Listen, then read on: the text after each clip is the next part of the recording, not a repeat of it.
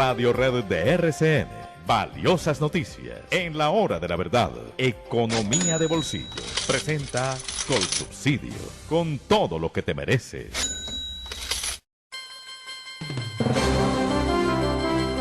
Europa, que está próxima a cerrar operaciones bursátiles, está en terreno positivo como estuvo el lunes y el martes. Esta ha sido una semana de gran despliegue bursátil en Europa, en los Estados Unidos e inclusive en la China, pero especialmente en Europa y en los Estados Unidos. Ayer, precisamente hablando de los Estados Unidos, el Dow Jones tuvo un aumento considerable, y ese aumento considerable pues fue nada menos que de 1,57% para el Dow, 1,39 para el Standard & Poor's y 1,56 para el Nasdaq. En esta mañana les decía que Europa arranca con 0,62% de aumento. Sube París, sube Alemania, suben todos los países de Europa. El que tiene un movimiento ascendente más pronunciado es Italia con 2,58%. Madrid 1,24% positivo, y la China cerró con una caída de 0,29%, muy poco con respecto a los aumentos de los últimos días, pero el Japón sube 1,30% y Sur Corea está subiendo 1,06%.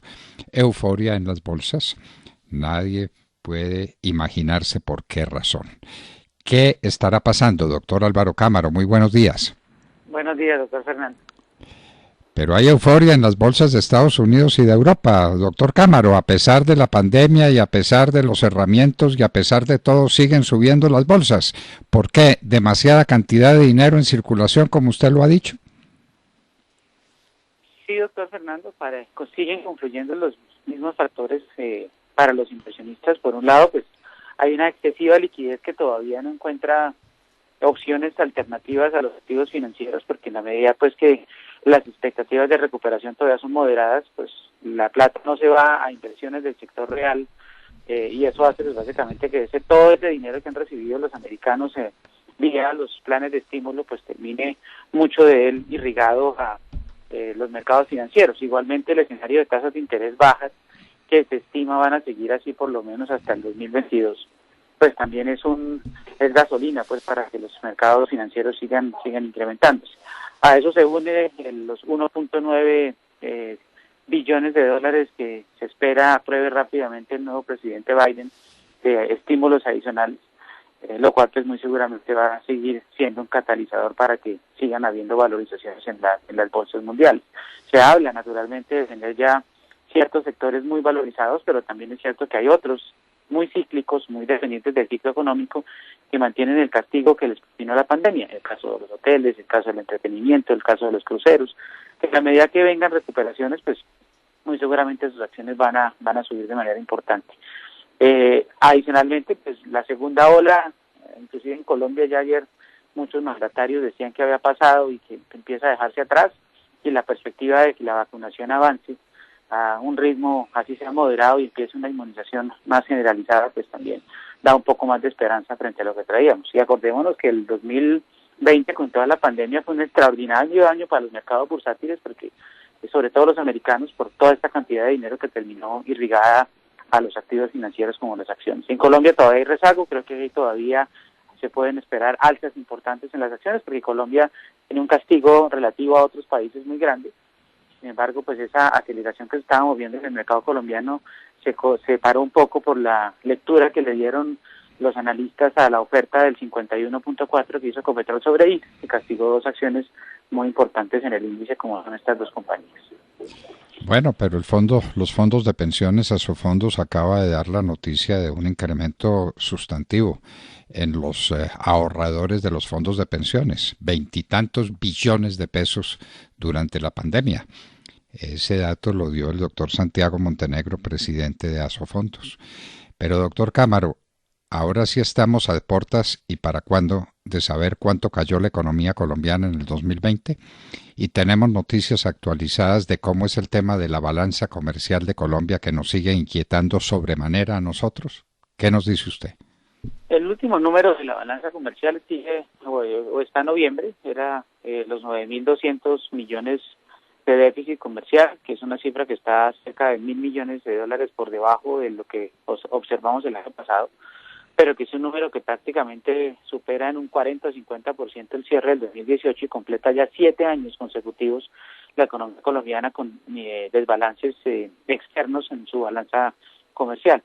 La cifra muy seguramente, doctor Fernando, va a estar alrededor de los 10.700, 10.800 millones de dólares, un número pues que hemos comentado desde hace meses que era la previsión. Todavía, naturalmente, las exportaciones no crecen a un ritmo importante.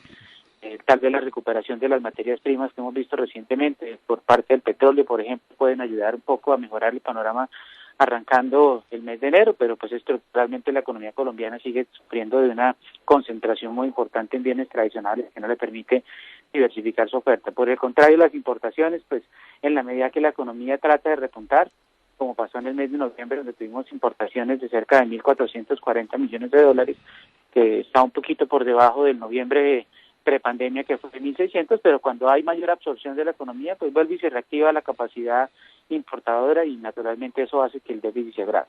Luego ese seguirá siendo un gran lunar, si bien como porcentaje del Producto Interno Bruto es posible que el déficit de cuenta corriente esté entre 3.5 y 3.8, un poco por debajo de los niveles mayores del 4% que traíamos, es lógico, y se ve pues que sigue siendo una debilidad estructural y un riesgo macroeconómico del país. En materia de crecimiento, estamos a un par de semanas en que nos den a conocer el dato.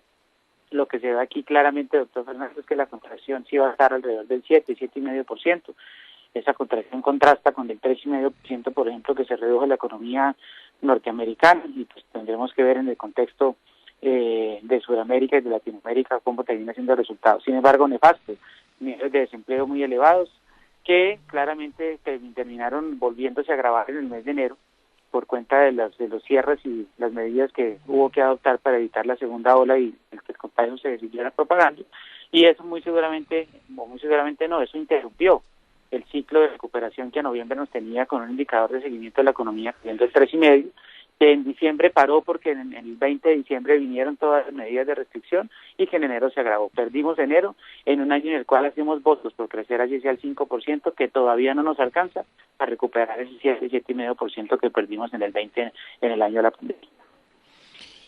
Bueno, entonces no nos alcanza y perdimos enero, estamos a comienzos de febrero, y la reactivación, ¿cree usted que si las cosas continúan como vienen y sigue este régimen de relativa apertura que habrá en Bogotá y no sé si en las otras ciudades del país, como está el tema de las UCIs en otras ciudades, pero usted cree que entremos en franco periodo de recuperación económica más o menos para cuándo, doctor Cámara? Sí, el control de la segunda ola efectivamente se materializa y vuelven las UCIs a bajar y ciertas medidas restrictivas empiezan a suavizarse. Es posible, doctor Fernando, que por ahí en marzo empezamos a ver una recuperación, porque febrero todavía arranca con una caída, por ejemplo, del tráfico a los centros comerciales de cerca del 80%, y cerramos enero con el 67%, es decir, está yendo aún menos gente en febrero con todo y estas medidas de normalización que ya estamos viendo. Es posible que la vacuna, materializándose el plan que el gobierno ha anunciado y que veamos la primera inyección el 20 de febrero, pues genere algo de optimismo, y esto naturalmente pues se convierta en un factor que anime la confianza de los consumidores y el mayor gasto.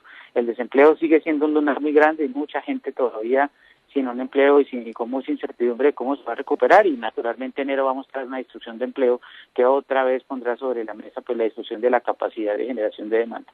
Luego, si nos va bien, doctor Fernando, muy seguramente hacia marzo estaremos avanzando. Algunos sectores con buenos comportamientos, como es el caso de la vivienda, que el año pasado cerró con unas cifras extraordinarias. Creo que el tema de activación de subsidios que el gobierno se ha propuesto pues está surtiendo resultados, pero al final del día sí, digamos que se mantiene la dinámica en ese sector, pero hay otros como el comercio, como la industria, que hasta ahora están despegando. Doctor Cámara, hay un tema central en la economía colombiana que la gente no quiere entender, o algunas personas no quieren entender: el déficit fiscal.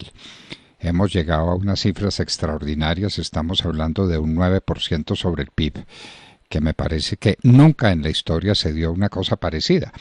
Y ese déficit fiscal no se puede parar sino con una grande austeridad fiscal que vaya uno a saber cómo se puede aplicar en estas circunstancias tan difíciles de la economía nacional, o en una nueva reforma tributaria. Yo he dicho que usted es buen candidato para asumir la dirección de ese debate en el Congreso de la República.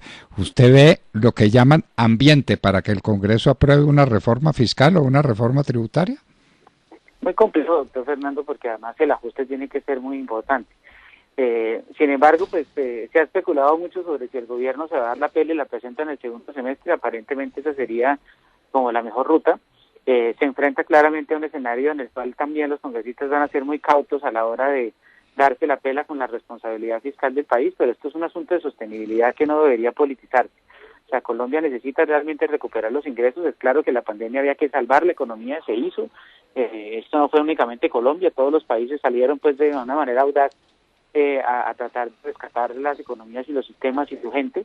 Sin embargo, pues unos con mayor espacio fiscal que otros. En nuestro caso, pues el espacio fiscal no era tan holgado, y eso se reflejó pues en las cifras de endeudamiento con las cuales cerramos, pero pues la pandemia hay que pagarla, nada que hacer. Y aquí pues esto es un punto donde nos jugamos la sostenibilidad y la credibilidad macroeconómica del país, porque con todos los ajustes que llamamos, doctor Fernando, las previsiones apuntan a que en el 2021 vamos a tener un déficit fiscal del orden del 6,5% sobre el Producto Interno Bruto. Eso sigue siendo descomunal, esos son 65, 70 billones adicionales a los 90 que en este momento pues estamos quedando debiendo en el 2020. Pero aquí creo que el debate, aparte de la reforma fiscal, usted lo está tocando, y es el tema de la austeridad del gasto. Y de verdad ahí hay por lo menos 20, 22, 25 billones de pesos que se pueden conseguir siendo responsables y manejando eso como un buen padre de familia en una casa. Es cómo vamos a ajustar los gastos no esenciales del país para poder tener ahorros por ese lado y tratar de que la reforma fiscal sea lo menos dolorosa para muchos hogares. También vamos a tener que tocar exenciones, nada que hacer, doctor Fernando, más que ponernos a subir los impuestos a las empresas o a cambiar dramáticamente las tributaciones de los hogares, que muy seguramente van a estar en medio del debate de si ampliamos la canasta sobre la cual se aplica el IVA en la economía colombiana. Bueno, doctor Cámaro, definitivamente las cuestiones son muy difíciles y ojalá estos sean los temas que nos tengamos que ocupar una vez que lo más urgente, que es el tema del coronavirus, quede atrás y podamos hablar de lo más importante, que es este tema económico que afecta a todos los sectores de la economía. Doctor Álvaro Cámaro, muchísimas gracias por estar en la hora de la verdad. A usted, mi amable. Bueno, escucharon al doctor Álvaro Cámaro, ¿verdad? Él espera que para el mes de marzo ya tengamos reactivación económica, lo que quiere decir que para el mes de febrero las perspectivas son todavía bastante oscuras. ¿Y cuánto será? Pues no lo suficiente la reactivación para pagar este año el hueco que nos deja el año pasado, que nos dijo, creímos que era más pronto, que en 1 o 2 semanas sabremos de cuánto fue realmente la caída del PIB en el 2020.